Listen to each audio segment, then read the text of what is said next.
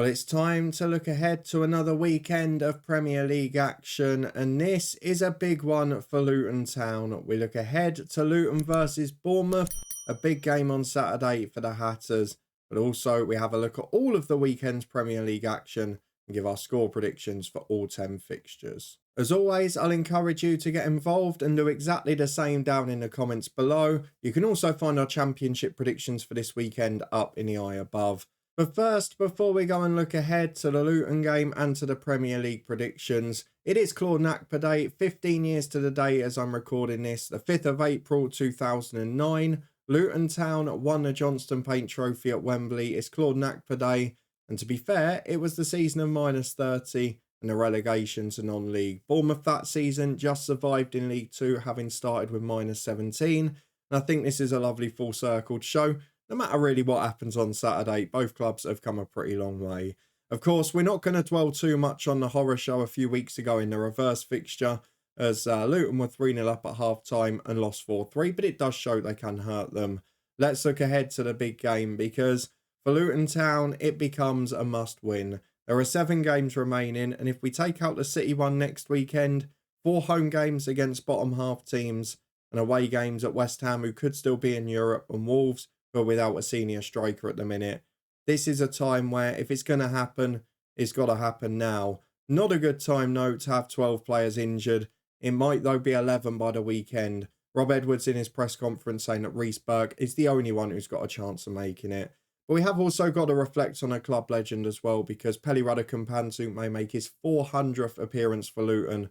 Of course, he's been there since the very start of the rise in the National League. And we're only just past the anniversary of one of his first Pelly moments away at Dartford in the National League too. So again, a lot of perspective has to go into this, but it is a thankless task for Luton, who, as we saw again at Arsenal in midweek, had to be disciplined, had to be compact, and had to set up in a way that probably Rob Edwards wouldn't like to in an ideal world, as we saw when we were in our good run a couple of months ago. But it was a pretty disciplined display, and while, of course, with right wing-backs playing centre-half together, with a right back who's played, well, only for Rotherham this season and been out injured significant time as well, it really was a difficult task. Yes, Arsenal rested 3 or 4, but Luton were without most of a team, and despite that, they did really well. A 2-0 defeat is far less than I was expecting, and far less than most were expecting, and the ovation the players got at the end was deserved, because again, we've just managed to avoid being battered in any game this year. We've never lost one by more than 3.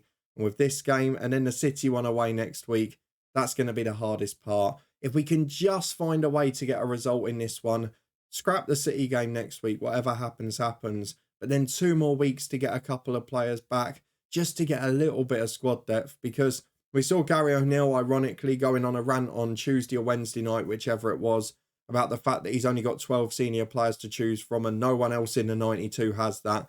He hasn't really looked very far, has he? Because Luton at a very similar position. Permission to put a school kid on the bench on Wednesday. 3 other teenagers, 2 goalkeepers. And really, the players we have got available are all very similarly positioned. Are either right wing-backs or centre midfielders. So it does leave us in a difficult spot.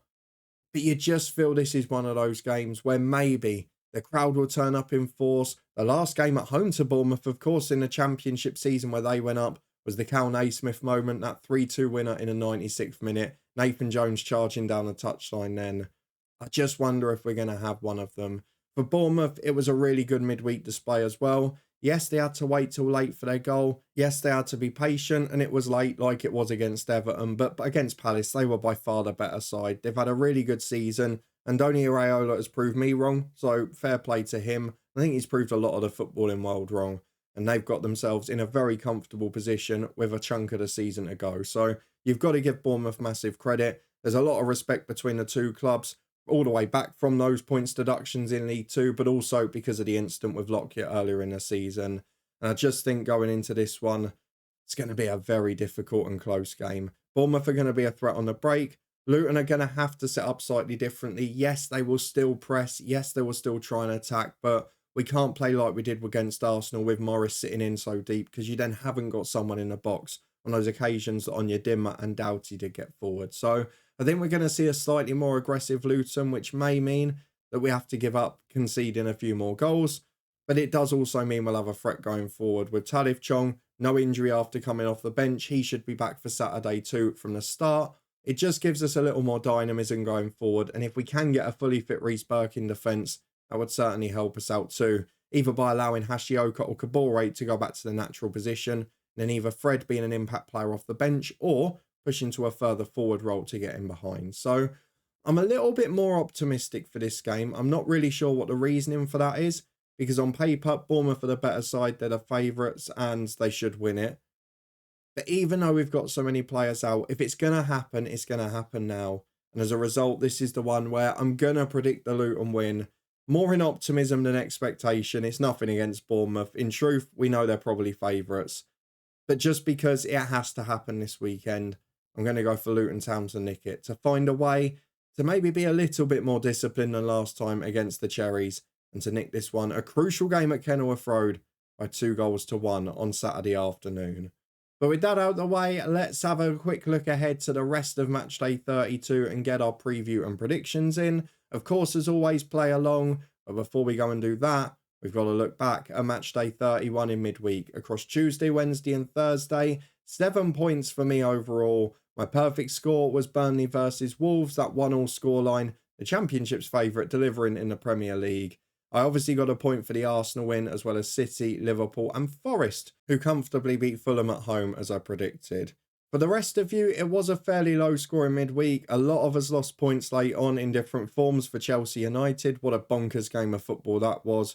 And of course, some of the other scores weren't quite as dramatic as we expected. And there were a few games that were a little bit tense. So a fair few 1-1s, a 1-0, a 0-0, etc. Not the sort of scores most people go for. But the only person joining me on 7 was Kieran. We were joint top of the tree this midweek, so well done to you as well. For the rest of you, can you catch up and beat us this weekend? Well, let's look ahead to what I've gone for in Matchday 32. We start with a Saturday lunchtime game where City travel to their old bogey club Palace, but they've done okay away from home there in recent times, and I'm going to go for a pretty comfortable win in this one after De Bruyne and Haaland were rested in midweek, with Palace having a couple of players in their starting defence out. I've not actually been that impressed with them since the new manager came in. They tried to sit on a 1-0 against us, which obviously cost them late on. I thought they were poor against Bournemouth in the week, but I'm going to go for City to win by 2-0. Villa did have their chances against City, didn't obviously take them, and were a little bit vulnerable at the back, but Brentford won't offer as much of a threat, albeit their slight change in style in recent weeks, added to the return of Mbueno, is going to give them a bit more of a threat. On this occasion, though, Villa, for the most part this season, have been imperious at home, and I'm going to go for a 3-1 victory there.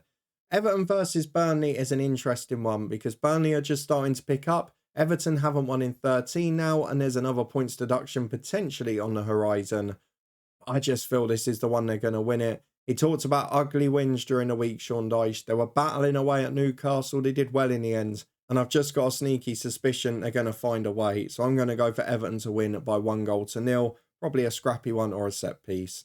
Fulham versus Newcastle. Who knows what to predict. Fulham good at home. Newcastle looking better, but didn't take chances against Everton, which ended up costing them a point. Paul Dummett off the bench. Just what a moment. What a decision to make there. No idea what he was doing. I'm going to go for 2 goals apiece in that one. I think it'll be a bit of a thriller. You know, I've gone optimistically for Luton to pit Bournemouth 2-1. I've gone for West Ham to win away at Wolves by the same scoreline. West Ham looking a bit of a threat on the break again. Of course, unfortunate against Newcastle, but didn't help themselves the way they managed the game. They were, though, better against Spurs, and in the end could have maybe nicked it late on. For Wolves, they're just missing a senior striker. We've all got injuries, it's unfortunate, but for that reason, I'm going for West Ham to win.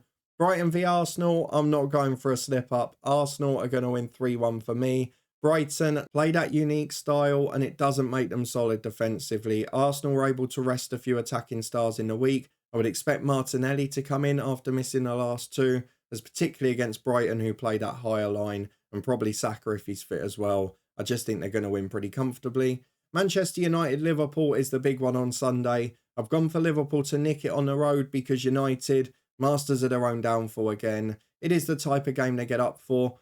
Not sure about Ten Hag saying that they were playing brilliantly and dominating the game. Certainly not what I watched, but to be fair to them, the amount of shots they're facing, they're always going to concede goals. Salah's getting fitter. Nunes is playing well. Gakpo's really starting to do well. I think Liverpool have got too much. I'm only going 2-1, but could get ugly if Liverpool score early.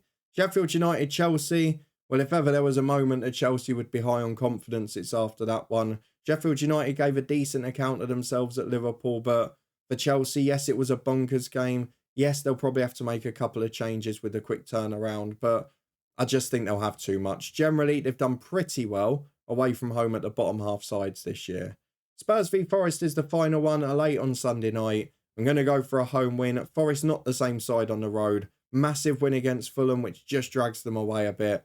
But Spurs will be too good in my opinion. Brennan Johnson maybe to score against his former club, but for all of their deficits defensively, I can't predict them to keep a clean sheet.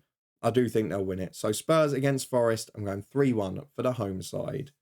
But those are just my predictions for matchday 32. Do you agree or disagree with them? Let me know in the comments below. And more importantly, give me your predictions for this weekend's action. If you beat or match my score, you'll get a shout out in the next recap, which will be next Friday, looking ahead to the weekend's action. That's because I'm away from now until Thursday. And when we get back on Thursday night, it'll be championship predictions. Make sure you come and get involved with those as well. A thrilling climax to the season in store. I hope you're looking forward to it. I hope your side does well this weekend. And sorry, Bournemouth fans, I know you'll probably beat us, but I had to go for a Luton win here. If you want to stay up to date with everything as the end of season looms, then subscribe and turn that notification bell on. There will be clips from a couple of games over the next week, so I'm going to one whilst away in Yorkshire.